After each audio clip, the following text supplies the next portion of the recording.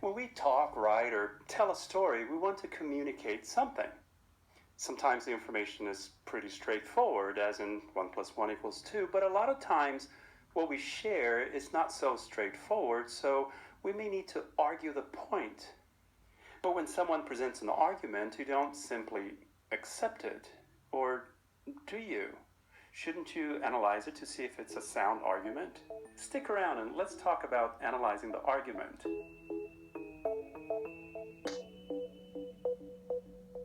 Hi, welcome to Snap Language. I'm Mark Franco.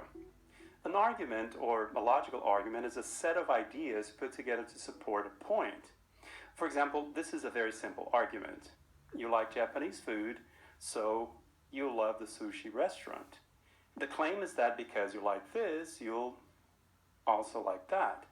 But is it a good argument? If you understand really well what an argument is, you can then build strong arguments that support your ideas when you speak or write. And of course, when you listen to or read someone's arguments, you can also make sure that the arguments are well built or convincing. To build an argument, you need statements or claims. One of these claims is a conclusion. The other claims are premises. They provide evidence to support your conclusion. Let's look at a very simple example. Hawaii has hot weather year-round and beautiful beaches, so it is the best place for a vacation. There are three claims in this argument. The main point, or the conclusion, is that Hawaii is the best place for a vacation. Two premises support this claim.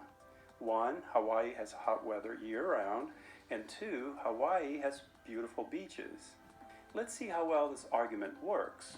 What supports the point that Hawaii is the best place for a vacation?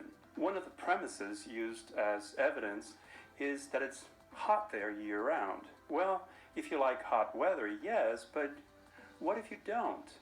And what if you'd rather go skiing? The other premise is that Hawaii has beautiful beaches. How do you define beautiful? Why beaches in Hawaii? Aren't there other places in the world with beautiful beaches? What if you prefer the mountains or the city? We're not trying to prove or disprove that Hawaii is a great place for a vacation. We're simply analyzing the argument in this example. Even if you agree that Hawaii is a great vacation spot, you may decide that this argument doesn't make a good case for Hawaii. Let's look at another example. See if you can identify the claims and which is presented as the conclusion and which are the premises that support that conclusion. Cell phones pose serious risks to their users. Several studies have shown a correlation between cell phone use and the development of brain tumors, Hardell. The International Agency for Research on Cancer, IARC, classifies cell phones as a possible cause of cancer. Pause the video now if you need time to identify the claims.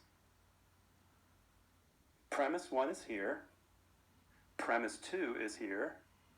The main point, or the conclusion, is here. But wait, before you swear never to use a cell phone again, let's analyze the argument. Look at the premises again and ask questions. Are there problems with these premises? Is there sufficient evidence to support the conclusion? Researchers have found a correlation between cell phone use and the development of brain tumors. How good were these studies? A correlation does not mean that cell phones were the cause. Are there studies maybe that found no correlation? The second premise is that they classified cell phones as a possible cause of cancer. A possible cause of cancer means the evidence is not definitive.